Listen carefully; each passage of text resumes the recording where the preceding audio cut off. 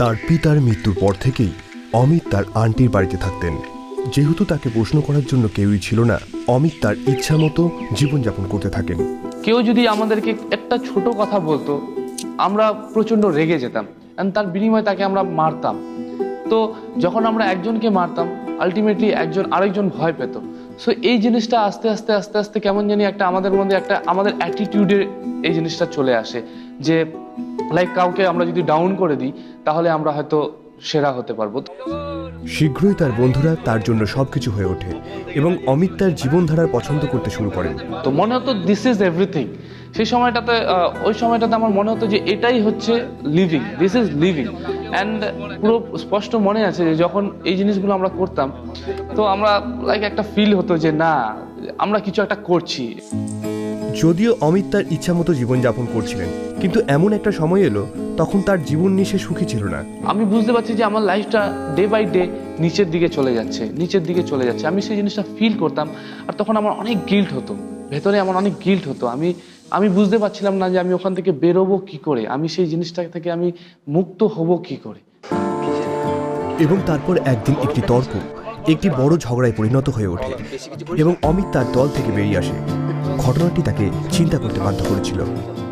আমার খুব খারাপ লাগছিল সেই সিচুয়েশনটাতে কি না, দিস ইজ এভরিথিং না, এটা আমি যে জিনিসটাকে সমস্ত কিছু ভাবছিলাম এতদিন, যে জিনিসটাকে আমি আমার লাইফের একটা ইম্পর্টেন্ট পার্ট ভাবছিলাম, সেই জিনিসটা অ্যাকচুয়ালিতে ইম্পর্টেন্ট না, এই লাইফটা ইম্পর্টেন্ট না। আজকে জাস্ট একটা প্রবলেম হলো এবং সবাই আমাকে লেফট করে গেল, এবং তারপরে তারা একবার খোঁজ নিতেও আসলো না যে হোয়ার অমিত কোথায়। একাকী এবং দুঃখিত অমিত চার্চে যাওয়ার নির্ণয় নেন। তিনি আগেও গির্জায় গিয়েছিলেন, কিন্তু সেই রবিবার বিশেষ ছিল। 15ই আগস্ট 2010, সেই দিন স্বাধীনতা দিবস উপলক্ষে প্রচার হচ্ছিল। যেহেতু আমাদের দেশ স্বাধীন হয়েছে, তো অ্যাট দ্য সেম টাইম সে আমাদের জীবনের স্বাধীনতা সম্পর্কে তিনি বলছিলেন যে আমরা কি করে নিজেদের যে বোঝা আছে সেখান থেকে আমরা স্বাধীন হতে পারি, কি করে আমাদের নিজের জীবনের সমস্ত পাপের থেকে আমরা স্বাধীন হতে পারি।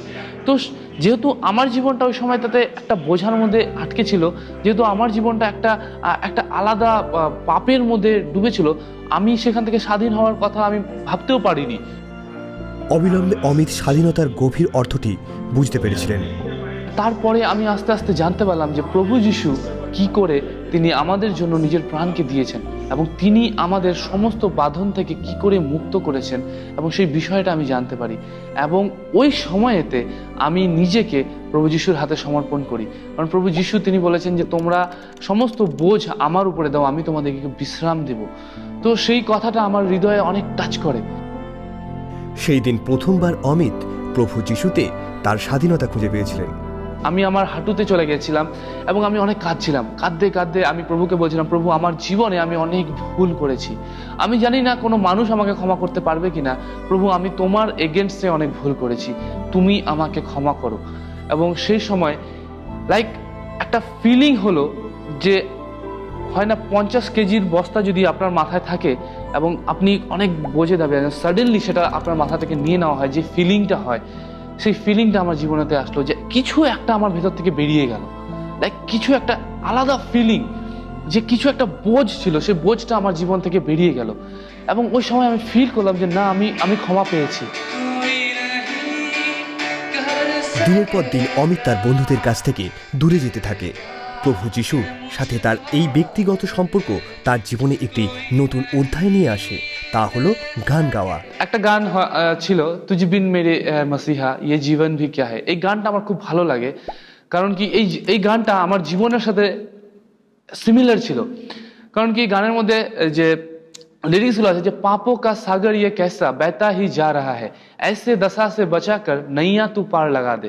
তো আমার জীবনটাও সেরকম ছিল যে পাপের সাগরে আমার জীবনটা যাচ্ছিল, এবং সেখান থেকে প্রভু যিশু আমাকে একটা ধারে আমাকে নিয়ে গেল। এটা ফার্স্ট টাইম আমি একটা ক্রিসমাস প্রোগ্রামে আমি এই গানটা করেছিলাম।